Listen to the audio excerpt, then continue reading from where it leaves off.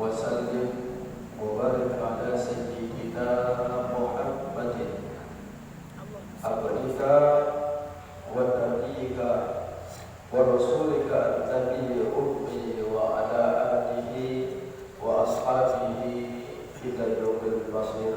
أما بعد، فقال الله تعالى في القرآن الكريم: أعوذ بالله من الشيطان الرجيم، بسم الله الرحمن الرحيم. ومن الناس من يتخذ من دون الله أندادا يحبونهم كحب الله والذين آمنوا أشد حبا لله ولم يرى الذين ظلموا إذ يرون العذاب أن القوة لله جميعا وأن الله شديد العذاب. صدق الله العظيم. Alhamdulillah, tahmid rasa syukur terima kasih kita kepada Allah Subhanahu wa taala yang senantiasa tak henti-hentinya, yang senantiasa tak bosan-bosannya memberikan rahmat, nikmat dan hidayahnya kepada kita, sehingga atas pemberian Allah yang tak henti-hentinya, yang tak bosan-bosannya, kita bisa duduk di tempat yang mulia ini. Mudah-mudahan kita yang duduk di tempat yang mulia ini, kita dimuliakan oleh Allah Subhanahu wa taala. Maka patut hanya ucapan tahmid yang bisa kita ucapkan saat ini. Tapi kita tidak cukup juga hanya sekadar tahmid, ucapan alhamdulillah, tanpa kita membuktikan atas mensyukuri nikmat-nikmat Allah. Dengan mana? Dengan bagaimana? Tidak lain ciri-ciri orang yang senantiasa mensyukuri nikmat Allah itu, dia senantiasa untuk memperbanyak amal solehnya kepada Allah Subhanahu wa taala. Kita lihat baginda kita Nabi Muhammad sallallahu alaihi wasallam. Beliau dijaminkan surga oleh Allah. Beliau orang yang tak pernah melakukan kesalahan dan dosa kepada Allah, tapi beliau mensyukuri nikmat Allah sampai-sampai kaki beliau bengkak melaksanakan sholat tahajudnya, melaksanakan sholat malam. Itu baginda Rasulullah, orang yang dijaminkan surga oleh Allah, orang yang tak pernah melakukan kesalahan dan dosa kepada Allah. Beliau mensyukuri nikmat Allah, melaksanakan sholat tahajudnya sampai kakinya bengkak. Tak namanya beliau melaksanakan sholat malamnya. Bagaimana dengan kita, orang yang belum dijaminkan surga oleh Allah, orang yang telah senantiasa melakukan kesalahan dan dosa kepada Allah? Apakah kita termasuk orang-orang yang telah mensyukuri nikmat Allah? Mudah-mudahan kita termasuk bagian orang-orang yang mensyukuri nikmat Allah dengan melaksanakan memperbanyak ibadah kita kepada Allah Subhanahu wa taala. Hadirin jamaah, Bapak Ibu yang insyaallah dimuliakan oleh Allah Subhanahu wa taala. Mudah-mudahan dengan niat langkah kaki kita menuju tempat yang mulia ini, dalam rangka saling nasihat menasihati, mudah-mudahan kita diampuni dosa oleh Allah Subhanahu wa taala dan diangkat derajat kita di dalam surganya Allah Subhanahu wa taala. Karena kenapa? Pernah suatu ketika Rasulullah sallallahu alaihi wasallam berkata kepada para sahabat, "Wahai sahabat-sahabat, maukah kalian kalian, aku tunjukkan sesuatu yang dapat menghapuskan dosa-dosa kalian dan mengangkatkan derajat kalian di surga? Sahabat menjawab, tentu ya Rasulullah. Kata Rasulullah sallallahu alaihi wasallam, isbabul wudu'i 'alal makarihi wa kasratul khataya ilal masajid wa tilawus salati batas salat aslikum ridha. Kalau diri kita ingin dihapus dosa oleh Allah Subhanahu wa taala, kalau diri kita ingin diangkat derajat oleh Allah Subhanahu wa taala di dalam surga Allah, kata Rasulullah, lakukanlah 3 ini. Yang pertama, isbabul wudu'i 'alal makari, menyempurnakan wudu di waktu-waktu kalian tidak suka. Artinya senantiasa kita dalam keadaan bersuci, dalam keadaan berwudu. Karena Allah Subhanahu wa taala senang kepada orang-orang yang mensucikan dirinya. Innallaha yuhibbut tawwabin wa yuhibbul mutatahhirin. Ini yang pertama. Kalau diri kita ingin diampuni dosa oleh Allah, diangkat derajat kita di surga oleh Allah, maka senantiasalah untuk dalam keadaan berwudu. Yang kedua, wa kasratul khataya ilal masajid, memperbanyak langkah kita ke masjid. Dan tentu langkah kita ke masjid bukan hanya sekedar numpang kencing, numpang berak saja, tetapi langkah kita menuju masjid untuk beribadah kepada Allah Subhanahu wa taala. Dan hari ini kita telah membuktikan, kita telah melangkahkan kaki kita untuk menuju di rumah Allah yang mulia ini. Mudah-mudahan kita diangkat derajat kita oleh Allah, diampuni dosa kita oleh Allah Subhanahu. Dan ketiga itu, waqtidaru salat tiba salat, menunggu salat setelah selesai salat. Kita niatkan di dalam diri kita, kita akan kembali ke tempat yang mulia ini, apalagi dalam keadaan menuntut ilmu, mendengar nasihat. Kita duduk di sini, Pak Bu, ada malaikat yang senantiasa, itu ada malaikat yang diutus oleh Allah Subhanahu wa taala, disuruh buat apa? Buat mendoakan manusia yang sedang duduk di majelis ilmu, diampuni dosa-dosanya.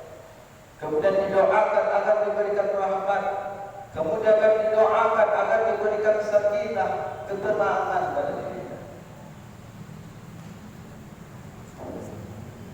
Jadi kita yang duduk di sini bukan sia-sia. Ini orang-orang pilihan yang Allah berikan kepada hamba-Nya. Hadirin Bapak Ibu yang insyaallah dimuliakan oleh Allah Subhanahu wa taala.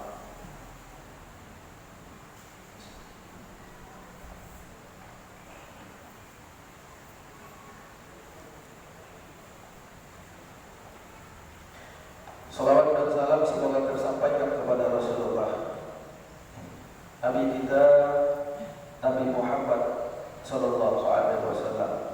Allahumma shalli ala sayyidina Muhammad wa ala sayyidina Muhammad.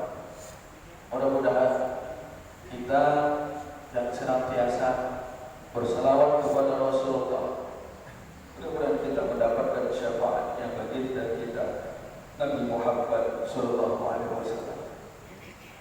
Nanti Pak Bu, di padang pasar, di mana terik matahari yang begitu panas, matahari hanya sejengkal kepala kita. Kira-kira luar biasa panasnya. Jangankan sejengkal, Sekarang saja matahari yang begitu jauh, panasnya luar biasa. Apalagi kita di padang mahsyar nanti, matahari hanya sejengkal.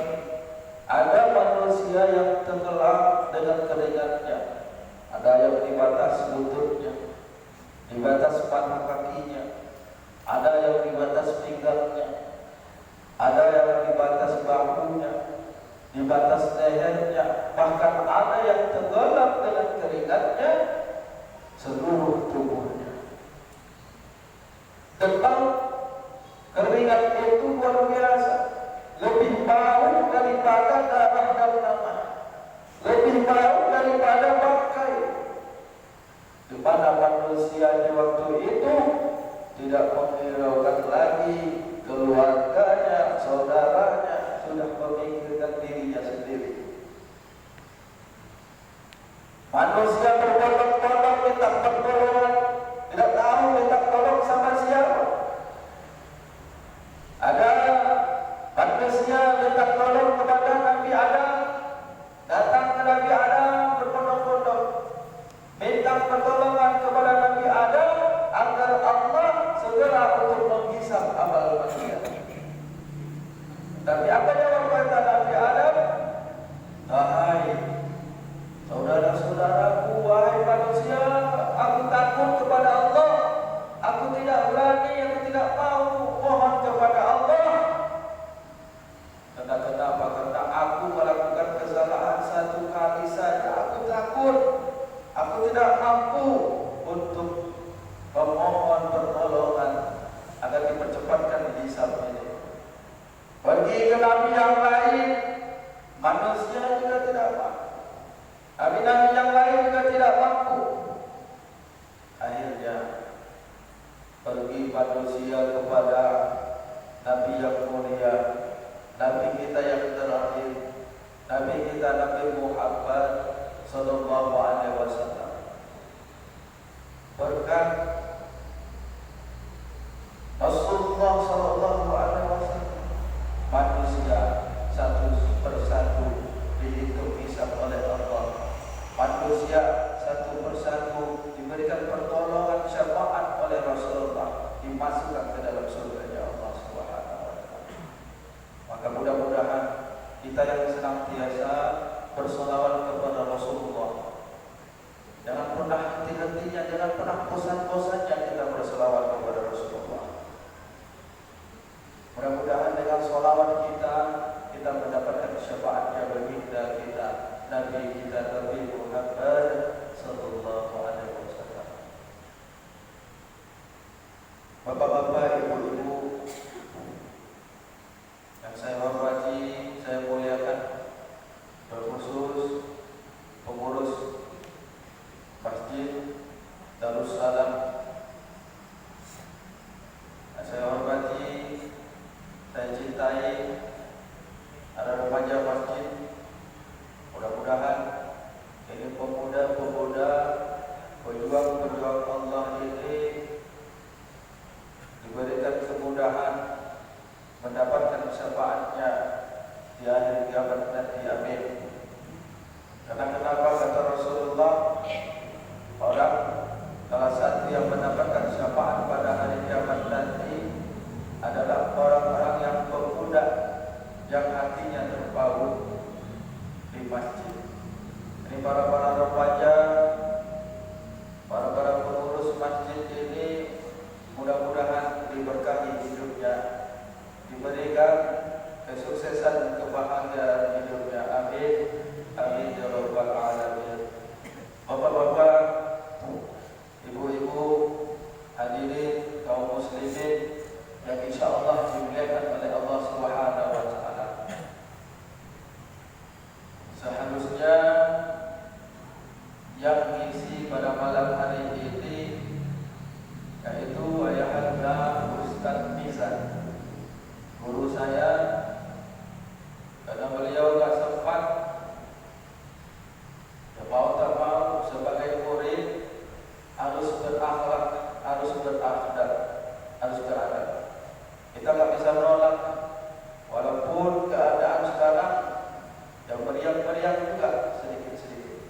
Mudah-mudahan Allah angkatkan penyakit saya baku. Allah sembuhkan. Amin, amin ya rabbal alamin.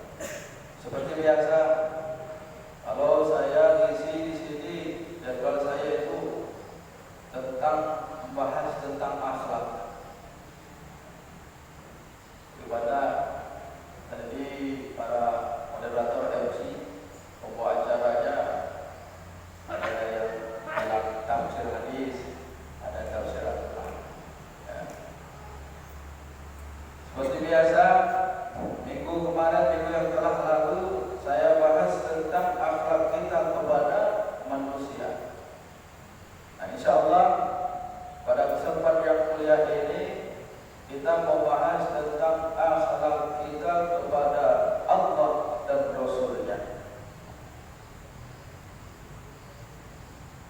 Kalau kita sudah berakhlak kepada Allah dan Rasul-Nya, insyaallah akhlak kita kepada manusia pun baik.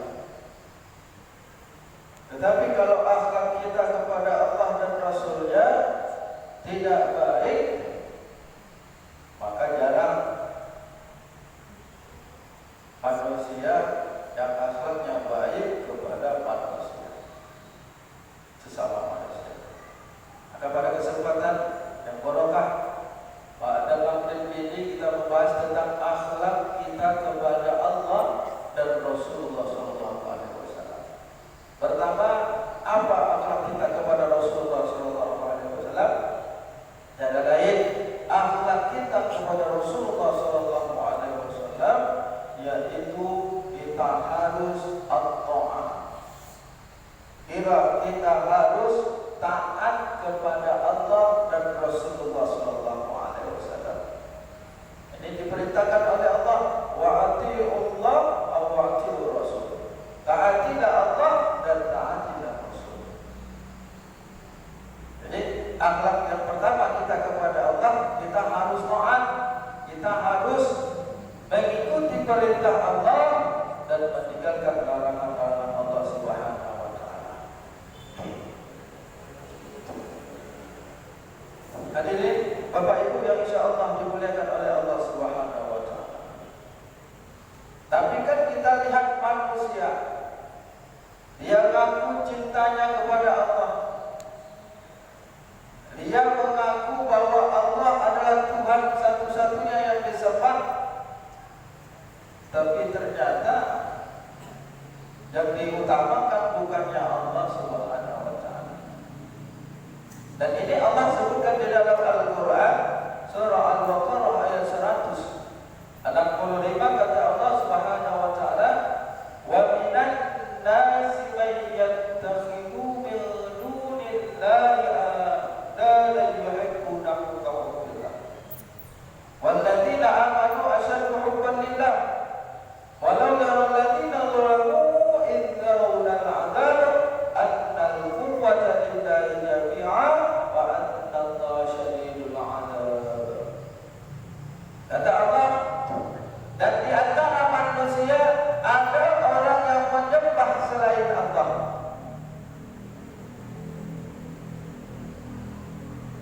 Ada manusia yang menyembah selain Allah, dan dia cinta kepadanya seperti mencintai Allah. Walladzina amanu asyaddu hubban lillah. Dan ada pun orang-orang yang beriman, dia amat cintanya kepada Allah sangat besar. Walau yara alladzina zalamu idh yarawna al'adzab. Dan ketahuilah, adanya orang-orang yang berbuat zalim itu mengetahui azab pada hari kiamat. Annal quwwata lillahi jami'a, bahwasanya kekuatan itu semuanya milik Allah. Wa anna Allaha shadidul 'adzab.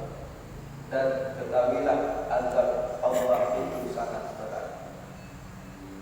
Banyak Pak Bu, orang yang mengaku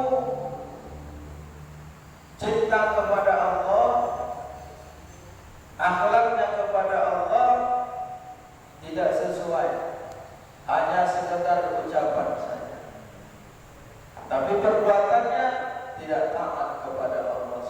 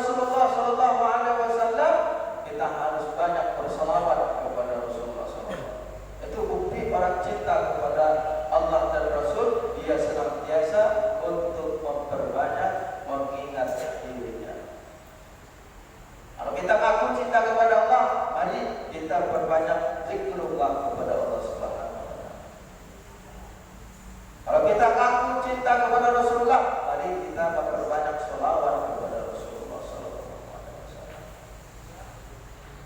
Jadi kan sekarang manusia, apalagi anak-anak muda sekarang. Jadi yang anak-anak muda bersyukur, alhamdulillah, buat para wanita, ya, anak-anak remaja sekarang. Nah, itu terkadang malu Pak Bu sama kuntilanak. Coba lihat kuntilanak. Pernah nggak pakai celana, pakai rok mini? Nggak pernah kan? Makanya bersyukur ini para remaja-remaja, pemuda-pemudi ini yang tampil di sini pakai baju, pakai ya gamis. Siap anak-anak zaman sekarang. Kadang juga ini anak-anak zaman sekarang itu kadang lewat di depan kita, bonceng-boncengan, putra-putri, bonceng-boncengan. Mana motornya dibikin joknya tinggi lagi belakangnya, pakai celana-celana pendek lagi, lewat di depan kita. Ya, kalau sudah lewat di depan kita kan, kalau dilihat bikin dosa, tapi kalau nggak dilihat mubazir.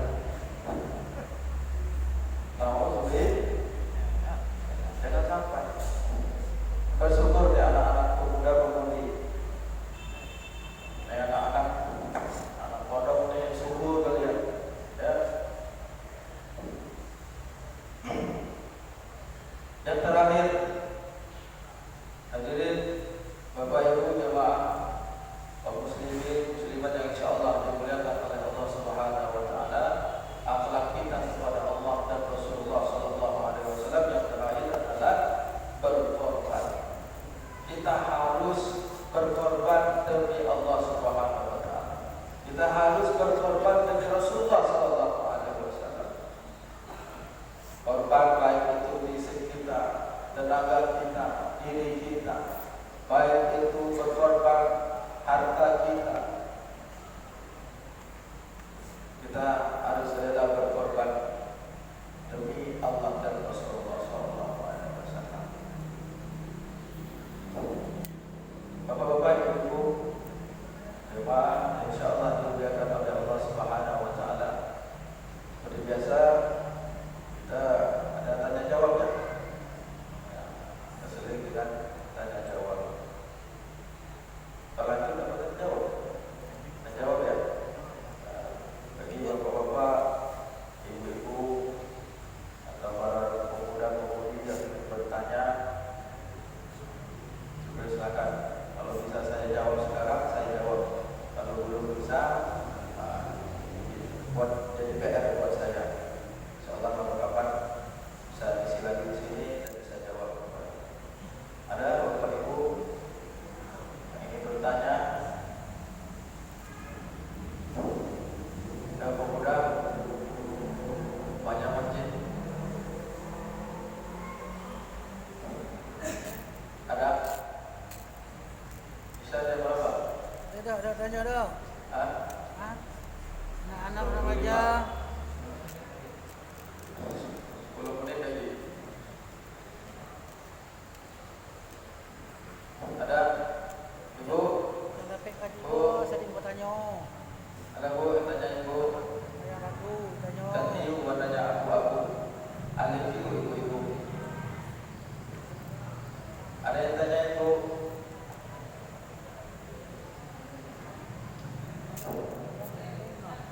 Hah?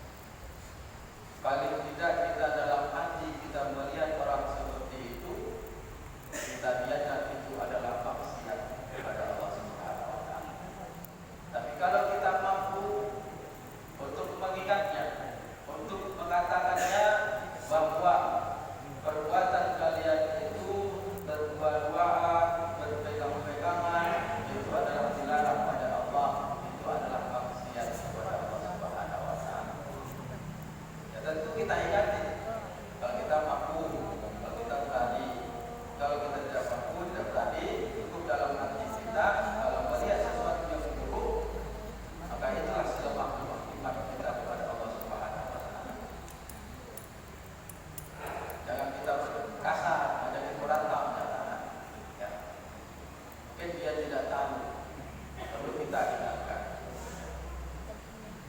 Jangan ngajakin berkelahi. Udah susah. Anak-anak zaman sekarang lingkungan pendidikan sekolahnya ya, tidak bisa dijaga. Sering diajak buat pengajian. Itu siapa lagi, ada lagi kira-kira?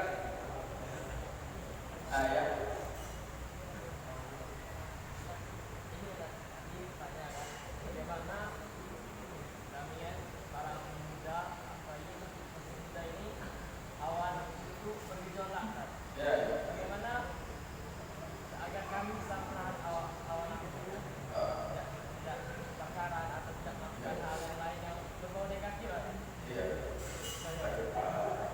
Terima kasih atas pertanyaannya. Pertanyaannya itu bagaimana kita agar hawa nafsu kita ini tidak bergejolak, apalagi anak muda. Kan begitu. Memang Allah ciptakan manusia itu punya hawa nafsu. Karena melihat hawa menjadi nafsu. Kan gitu. Ya kan? Jadi bagaimana agar kita menahan hawa nafsu kita? Yang pertama, kita ingat kepada Allah. Kalau kita ingat kepada Allah, insya Allah kita ada dalam diri kita muraqabah, perasaan selalu diawasi oleh Allah Subhanahu wa Ta'ala. Jadi kita bisa menahan diri kita berzikir kepada Allah. Melihat orang yang pakai baju terbuka, ya, astagfirullah. Ya, jangan dilihatin terus, astagfirullahaladzim. Panjang astagfirullah ini tapi dilihat terus. Cukup sekali, kalau sekali itu kan kita tidak sengaja, itu menjadi nikmat Allah tadi ya. Tapi kalau kita lihat terus, ya, itu namanya musibah, dosa. Itu ya.